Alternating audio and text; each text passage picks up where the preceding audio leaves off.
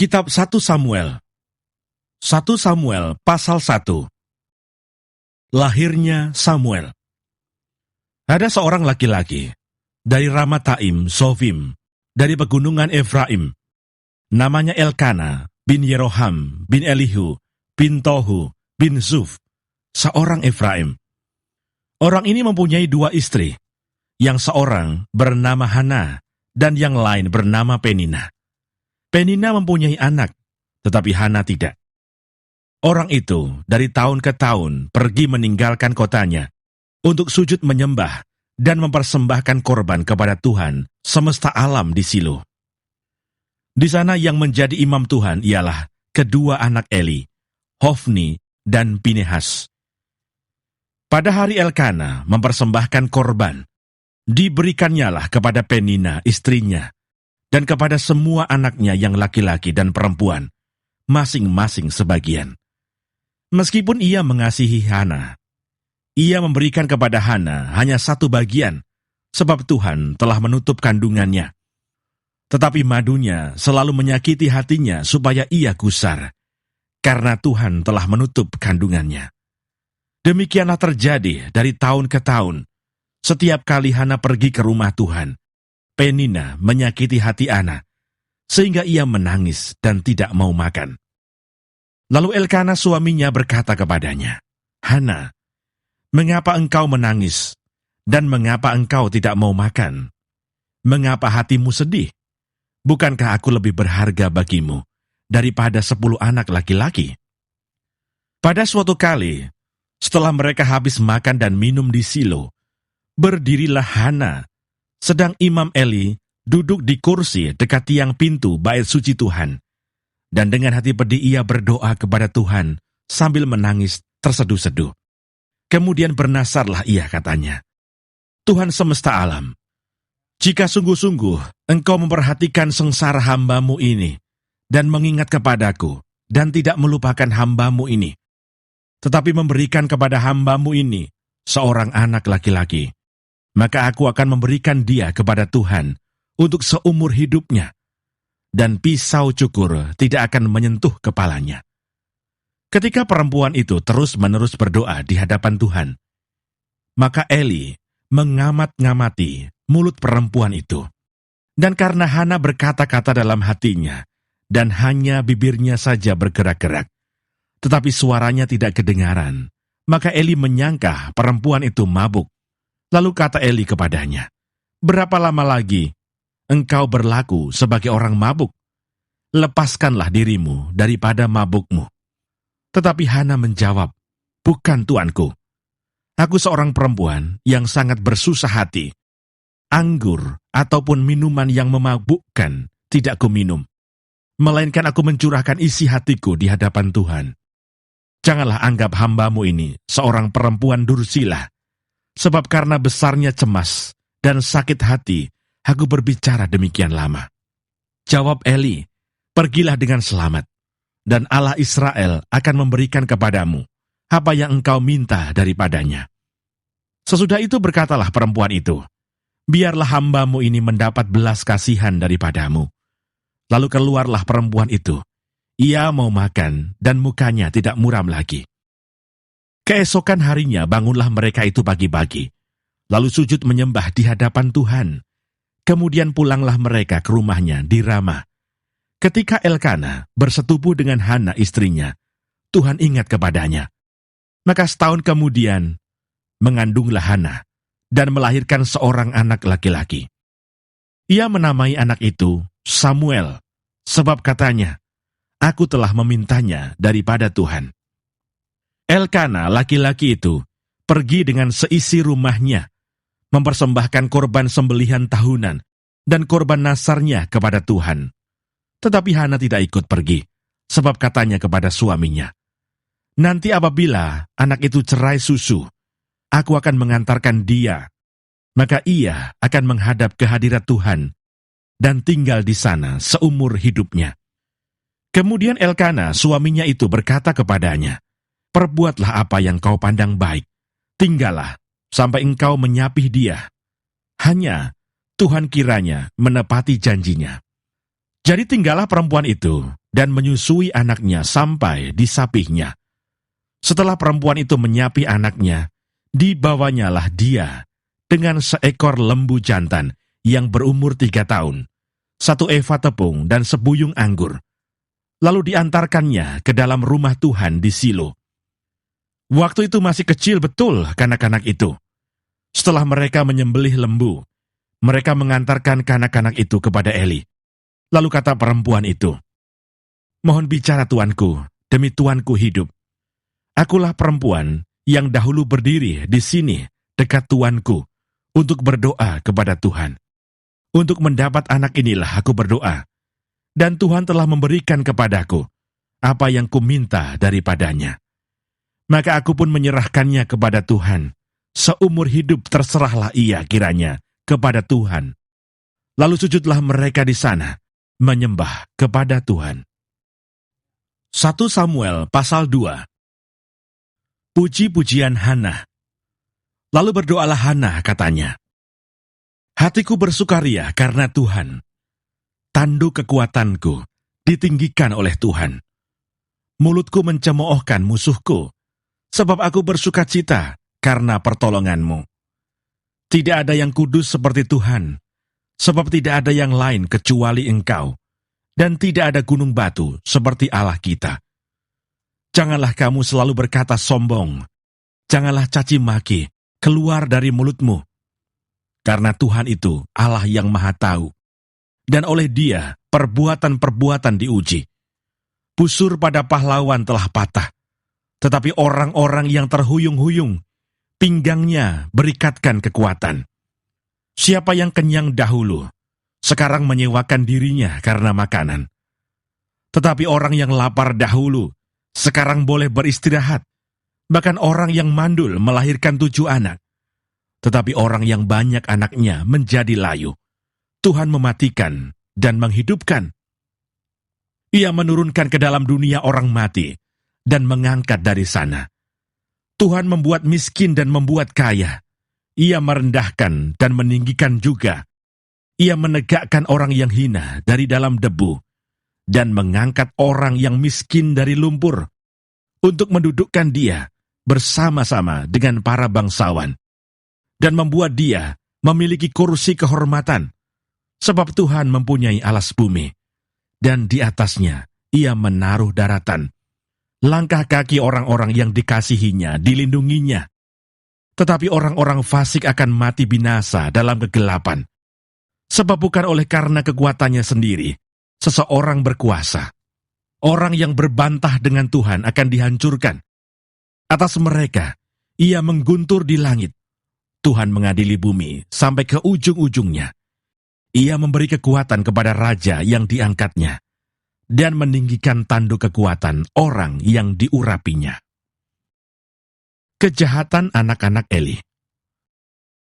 Lalu pulanglah Elkana ke Rama, tetapi anak itu menjadi pelayan Tuhan di bawah pengawasan Imam Eli. Adapun anak-anak lelaki Eli adalah orang-orang dursila. Mereka tidak mengindahkan Tuhan, ataupun batas hak para imam terhadap bangsa itu. Setiap kali seseorang mempersembahkan korban sembelihan, sementara daging itu dimasak, datanglah bujang imam membawa garpu bergigi 3 di tangannya, dan dicucukkannya ke dalam bejana, atau ke dalam kuali, atau ke dalam belanga, atau ke dalam periuk. Segala yang ditarik dengan garpu itu ke atas, diambil imam itu untuk dirinya sendiri. Demikianlah mereka memperlakukan semua orang Israel yang datang ke sana, ke Silo. Bahkan sebelum lemaknya dibakar, bujang imam itu datang, lalu berkata kepada orang yang mempersembahkan korban itu, "Berikanlah daging kepada imam untuk dipanggang, sebab ia tidak mau menerima daripadamu daging yang dimasak, hanya yang mentah saja." Apabila orang itu menjawabnya, "Bukankah lemak itu harus dibakar dahulu, kemudian barulah ambil bagimu sesuka hatimu?" Maka berkatalah ia kepada orang itu, "Sekarang juga harus kau berikan. Kalau tidak, aku akan mengambilnya dengan kekerasan."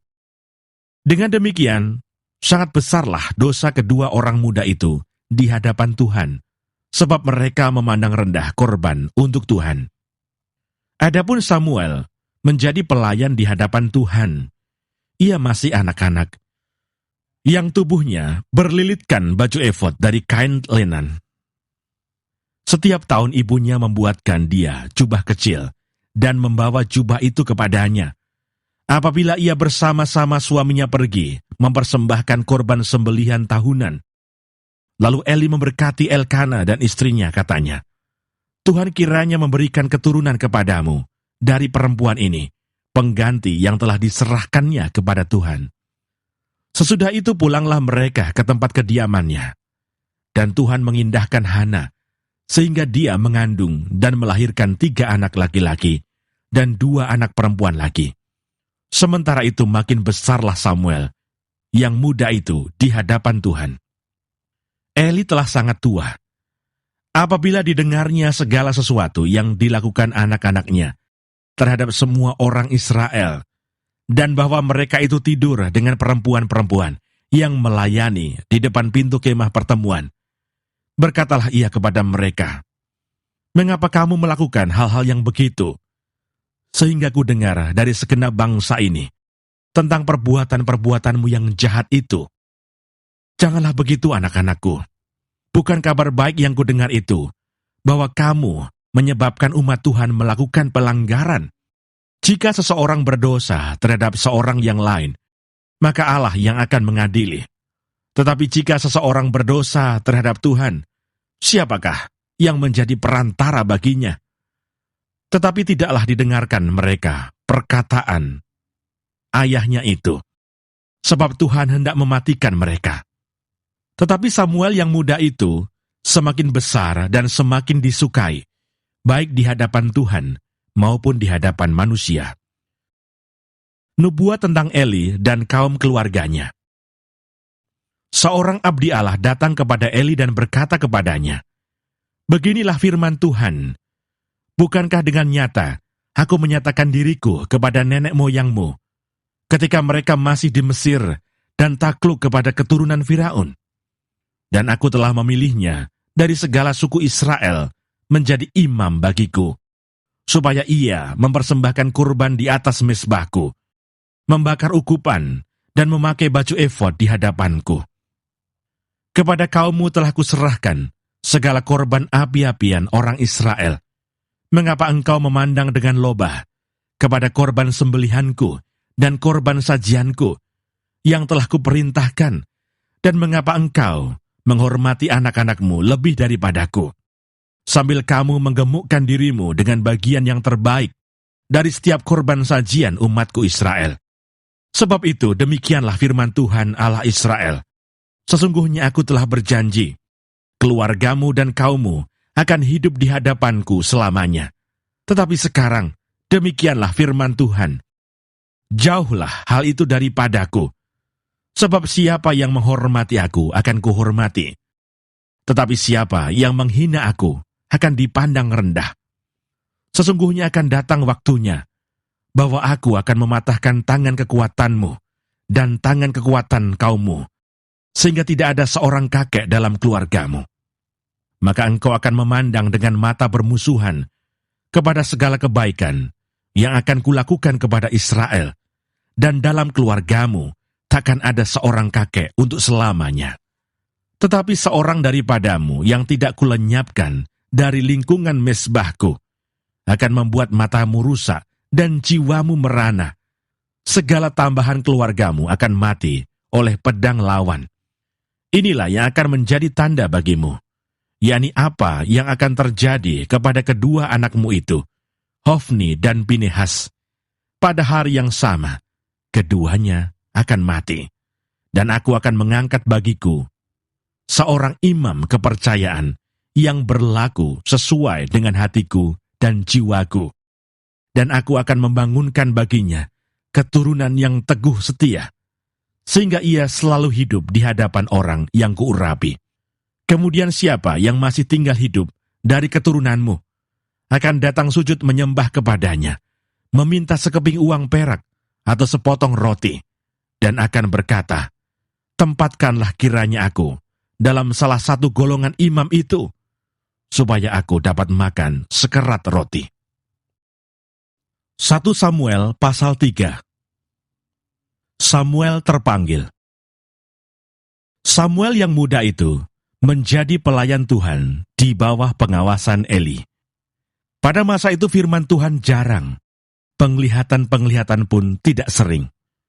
Pada suatu hari Eli, yang matanya mulai kabur dan tidak dapat melihat dengan baik, sedang berbaring di tempat tidurnya. Lampu rumah Allah belum lagi padam. Samuel telah tidur di dalam bait suci Tuhan, tempat tabut Allah.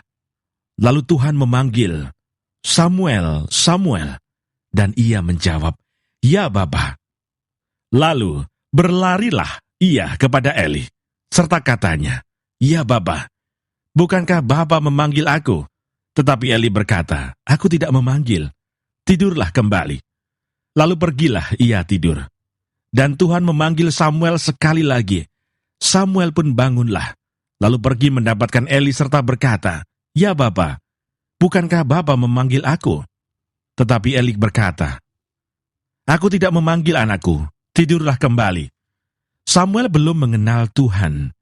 Firman Tuhan belum pernah dinyatakan kepadanya. Dan Tuhan memanggil Samuel sekali lagi untuk ketiga kalinya. Ia pun bangunlah, lalu pergi mendapatkan Eli serta katanya, "Ya Bapa, bukankah Bapa memanggil aku?" Lalu mengertilah Eli bahwa Tuhanlah yang memanggil anak itu. Sebab itu berkatalah Eli kepada Samuel, "Pergilah tidur. Dan apabila ia memanggil engkau, katakanlah, 'Berbicaralah Tuhan, sebab hamba-Mu ini mendengar.'" Maka pergilah Samuel dan tidurlah ia di tempat tidurnya.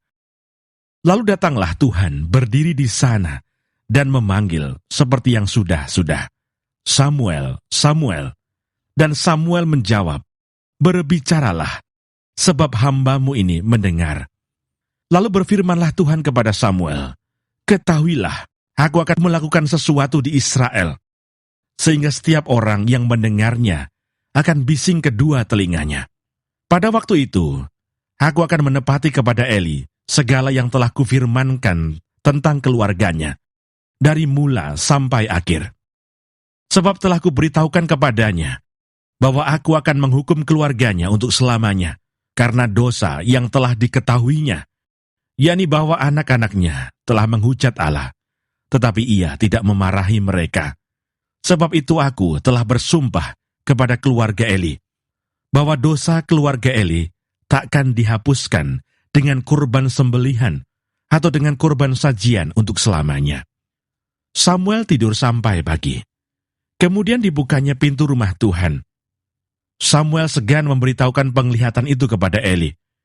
Tetapi Eli memanggil Samuel, katanya, "Samuel anakku." Jawab Samuel, "Ya Bapa." Kata Eli, "Apakah yang disampaikannya kepadamu? Janganlah kau sembunyikan kepadaku.